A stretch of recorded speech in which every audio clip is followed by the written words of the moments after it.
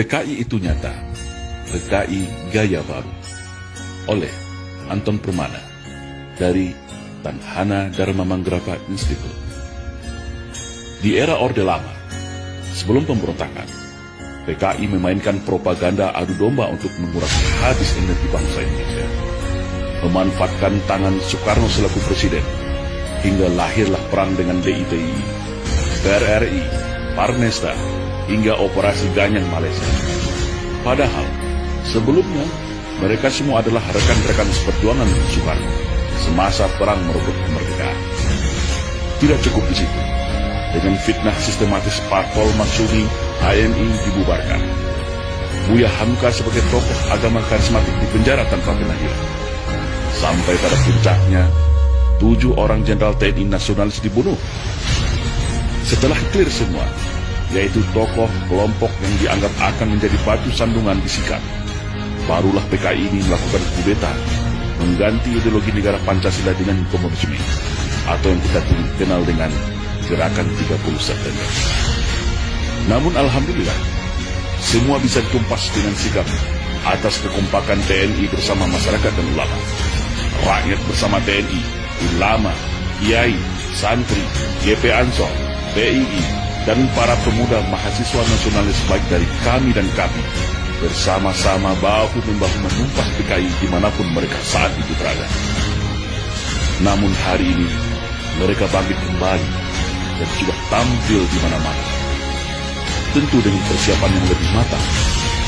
Kegagalan 1926, 1948, dan 1965 akan mereka balas tuntas saat ini. Semua lini sudah mereka kuasai. Mulai dari istana, Senayan, aparat, media, pengusaha, hingga dukungan politik penuh dari Partai Komunis Cina, sebagaimana dulu di tahun 1965. Kekuatan utama yang dianggap ancaman sudah mereka eliminir.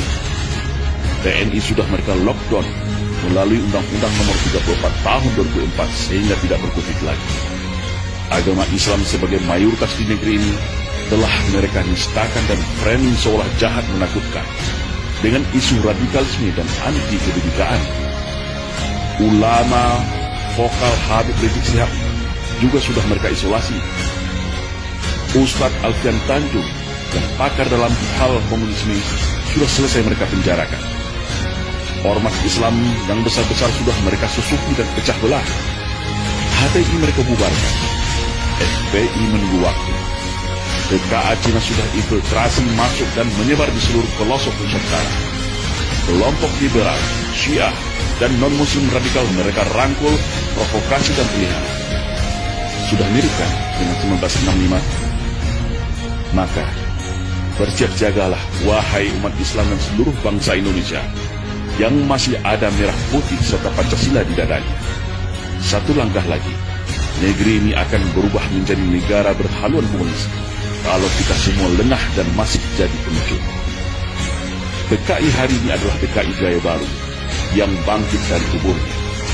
Komunisme Gaya Baru yang siap secara sistematis dan bertahap merubah Indonesia untuk berhaluan komunis. Hari ini mereka katakan negara tak butuh agama, cukup Pancasila saja. Setelah itu, bisa saja mereka bilang negara tak butuh Pancasila, cukup toleransi saja. Itulah siasat ala komunis, halus, sistematis, dan agitatif. Tidak ada kata mati dalam sebuah ideologi. Ibarat sawah dan ladang, ketika kemarau mungkin akan kering menjadi semak belukar. Tetapi ketika kembali disirami air, diberi pupuk, maka padi dan tanaman itu pun akan kembali tumbuh dengan subur. Dan hari ini, negara kita adalah surga bagi para anak-anak PKI. Jangan lengah, tetap waspada. Perkuat ketaatan keimanan kita kepada Allah Subhanahu wa Ta'ala. Perkuat kerukunan dan persatuan antar sesama. Karena ajaran komunisme tidak akan bisa hidup kalau rakyat Indonesia dekat dengan agama.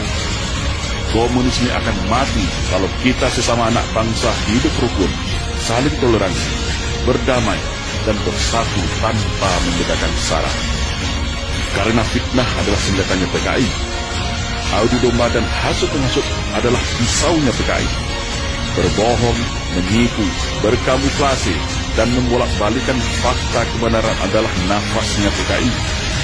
Membenci agama dan berupaya menjadikan agama sebagai musuh negara adalah agenda utama PKI. Bersiap siagalah wahai rakyat Indonesia. Mereka sudah ada di hadapan, di samping, di belakang, bahkan di sekeliling kita.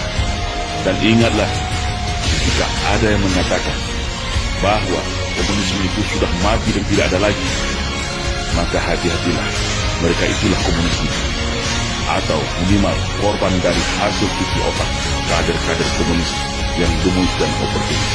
Waspada.